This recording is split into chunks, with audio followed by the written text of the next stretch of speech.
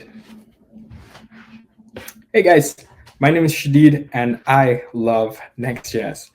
I'm a developer advocate at Fauna, the serverless database. And today I'm going to show you guys how to build a GraphQL API with Next and Vercel. All right, so why would you want to build a GraphQL API with Next? Suppose you have a React or Next application and you're interacting with many small microservices and third-party data sources. So at this point, you might want to consider combining these into a single GraphQL service. Doing so will reduce complexity in your client-side code. You can build a GraphQL service inside your Next API layer. That way, you don't have to create and maintain an entirely new application. Your GraphQL code will live in the same repository as your Next client code, making it easier to develop Conf modules and share code in between these two services. Now, finally, when you deploy your Next application to Vercel, it turns your GraphQL API into a serverless function. Now, that is powerful. You don't have to deal with scaling your application, and it will auto-scale. You don't really have to care about maintaining servers for your GraphQL API. It will be completely serverless. So that's interesting. All right, so we're going to build on simple GraphQL API using Next and Vercel. So stay tuned and let's jump into the code. All right, so here we are in our terminal. And the first thing we are going to do is to create our new Next application. So I'm just going to use create Next app. So npx create Next app. And my app name, I'm just going to call it my app. And wait for it to scaffold our application.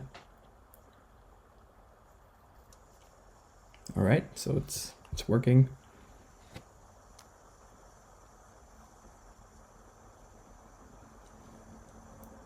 Okay, perfect. Now we can cd into our application and open it up on VS Code. All right, so what we're going to do is we're going to put our GraphQL into the API layer. So we're going to create a new file here called GraphQL.js. All right, before we can write any code, we need to install a couple dependencies. So let's jump back to our terminal. And we're going to install our dependencies. So npm I Apollo server micro and micro course -save. And we're installing the latest version of Apollo server micro. So this is going to install the new Apollo server, the Apollo 3. All right, so let's jump back to it. So the first thing we're going to do is we're going to import our dependencies. So let's import course from micro course and then import GQL and Apollo server from Apollo server micro. All right, so next we can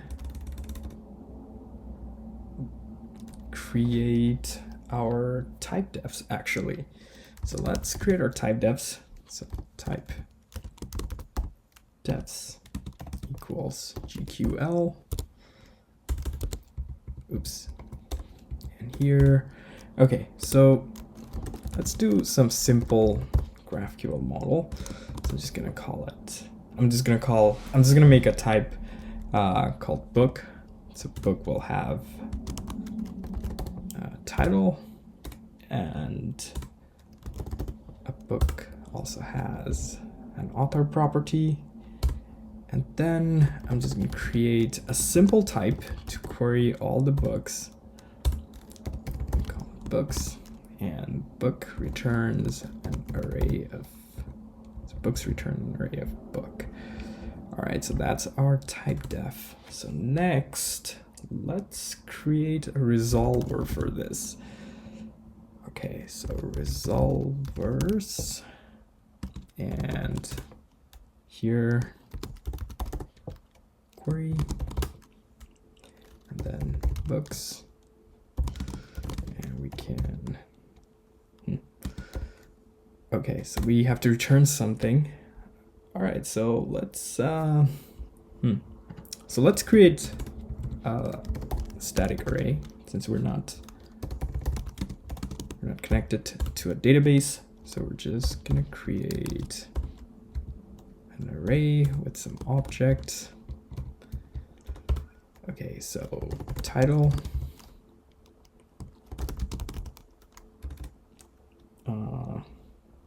what are some good books? I'm just gonna use the one they have in Apollo website. Just some random books. All right, and title for the next book, City of Glass. All right, author.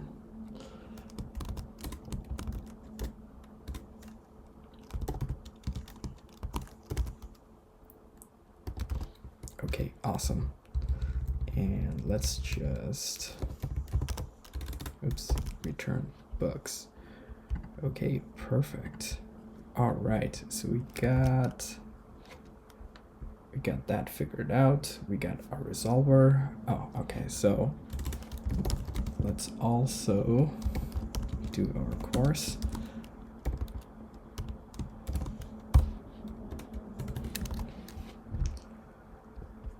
I'm not really using semicolons in this one.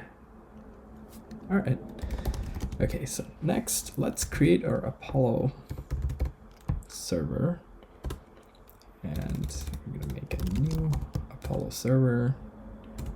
And we're gonna put our type defs right there. And we're gonna put our resolvers right there.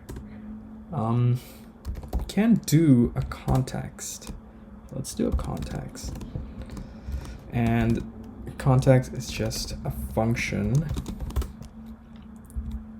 And, well, we're not returning anything, but let's just do it anyways. And then we're gonna have introspection true.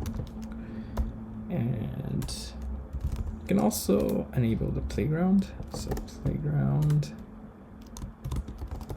true. All right. Okay. All right. So next, what we can do, we're gonna have our servers to start. So we're just gonna start. I can't spell today. It's Apollo server dot start. So we're defining a variable and we're putting the start function in there. Now we're going to see why we need to do that. It's because we need to wrap our Apollo server to CORS, and that's like the only way to make the Apollo server micro and Apollo 3 to work with Next. All right, so we're going to do export default and wrap our, we're going to wrap the whole export into the CORS function, and that's why we bought in CORS at the micro CORS. All right, so here we can create an async function, and it takes a request and a response, just like a normal Next.js API layer function handler, API handler. And then what we can do, we can check if the request method is equals option or not, because we only want to process post requests technically. So if it is, then end the request here. return false. If not, move on, and then await the Apollo server to start. Oh, I don't think we need, yeah, since we already defined it like that, so we don't really need to put the parentheses there. And then await Apollo server, create handler right there, and let's put our path, and this path has to match your API path. So we're gonna go API / GraphQL, and we return our requests and response object. And that's about it. All right, let's save it and let's try to run our application. Back in the terminal, let's try to run our application with npm run dev. Okay, now let's visit in our browser. So we're gonna go to API / GraphQL. Aha, so looks like it's working. So let's try to query our server. And there is an error. All right, so let's try to figure out what went wrong. And aha, looks like we forgot to turn off the body parser from Next. Since we're using Apollo server micro, we don't need the body parser. So body parser, and call it false, set it to false. All right, so we run the application, and let's go back here. And okay, now it's working. Okay, so books, title, author, let's try to run it, and it's running, and it's working. Woohoo! All right. Okay, so we're back here in our code. So the next thing we're gonna do is we're gonna connect to a database and pull the book data from our database. To do so, we're gonna use our favorite database, Fauna. Okay, so let's hop back into my browser here, and we're gonna go to fauna.com. And to get started, it's completely free to get started. You know, you just have to sign up for an account, and you don't really need a credit card. So it's super simple. So I'm just gonna log into my Fauna dashboard, and I am going to create a new database. All right, so we gotta give our database a name. I'm just gonna call it bookstore2 because I already created a bookstore earlier. All right, and then you can select the region group, and this specifies where your data is located. So I'm gonna say classic, and create, and there you have it. So this is our database, and here we can create a new collection. So the collections are like the tables. If you're coming from an SQL background, a collection is a table. Yeah, so let's create a table called book, collection called book, and hit save. All right, and a new book collection is created. Now we can add a document to our collection, and as you can see, it's really easy to insert document. It just uses JavaScript syntax, so we can pretty much just copy these things and save them, and they'll show up. Let's create the other one.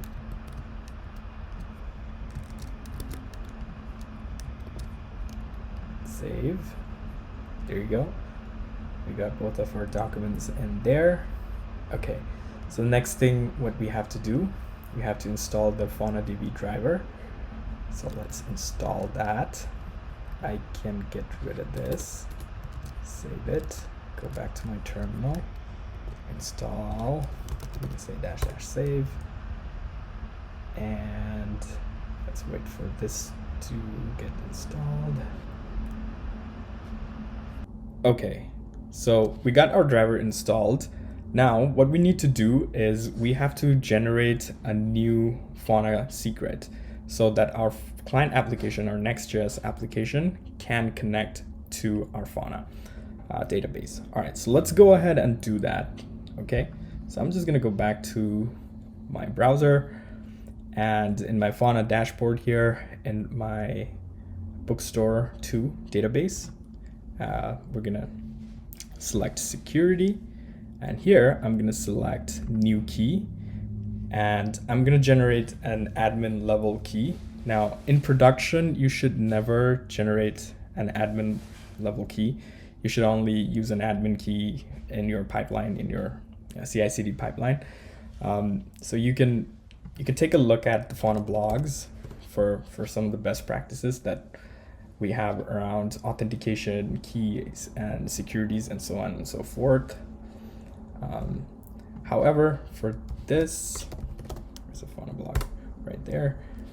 Okay, so you can check this out, check this blog site out for best practices and whatnot.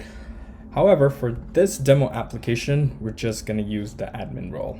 Okay, so let's generate a key. Let's name our key Next app, and I'm gonna hit save, and a new key is generated. So I'm just gonna copy this, go back to my code over here, and here we're gonna create a couple new environment variables. So we're gonna create a .env file, and I'm gonna call it Fauna secret, and copy paste that.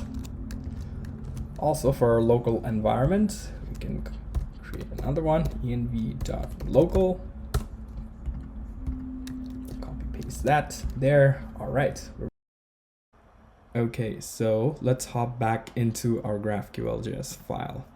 Now, what we are going to do is we're going to create a new client for our Fauna. So we're going to create a new client to connect to the Fauna database and query some data from there. To do so, we first need to import the client from Fauna. And then we create a new client. So we just create const client, new client. And here we're going to have to pass in the secret. And this is the secret that we just created. So process.env.fauna secret, and the domain. And the domain can be db.fauna.com. There you go. And now, using the client, we are going to query the database. Now, here in our resolver, we can just get rid of this. Create an async function. There you go. All right. Okay, so const response. We're gonna say await client dot query, and inside this query function, we put our query. To interact with Fauna, we use a query language called Fauna Query Language, or Fql in short. It is very similar to JavaScript and based on a functional programming paradigm. It allows for complex, precise manipulation and retrieval of data stored within Fauna. Okay, so let's take a look at how we can use Fql to query our database. By the way, if you want to learn more about Fql, just visit the official documentation site for Fauna. And a good place to start learning Fql would be the Fql cheat sheet. So take a look at that as well. Okay, so back here in the code, and I just realized there is a typo in here. So It's not going to be Faunadb, it's just going to be Fauna. All right, so let's fix that. All right, so back here in the query, let's write our Fauna Fql query. So I'm going to use a map function and bring in this map function. All right, so a map function in Fauna is very similar to a JavaScript map function, the type of map function you use to simplify your arrays. All right, so within the map function, we're going to use the paginate function. So this will paginate the list of documents that we get back from Fauna. And then we're going to use documents, and we're going to use the documents function from Fauna library, and collection, and name of the collection. Okay, so let's bring in the collection here as well. All right. Okay, looking good. And then finally, we're going to use a Lambda function. And by the way, lambdas are similar. Lambdas are pretty much like the arrow functions in FQL. And we're going to use the Lambda function just to define like whatever we're getting back from the paginate function and to return it. And we also use a get function to get the data from there. All right, so let's console log this.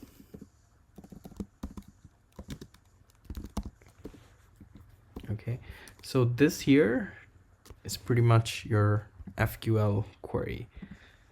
Okay, all right, so let's test this out. So let's go back to our browser.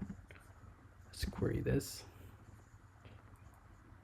and return null. And we can see that our console log, it is returning some data. So let's map this data and return them as an array. Okay, so here, what I can do, let's define a new variable and response.data.map item, and we are going to get the item.data back. Okay, and return return the books. We don't really need that. We don't also need this anymore. So let's save and try it here. And there you go. Now we're getting the data from the database. Awesome. Okay. So next, let's deploy our application. Okay, now let's go ahead and deploy our application. And the easiest way to deploy the application is through Vercel CLI. So I'm gonna npx vercel --prod. It's going to deploy prod, and depending on your internet speed, it's gonna take a few minutes or a few seconds. All right.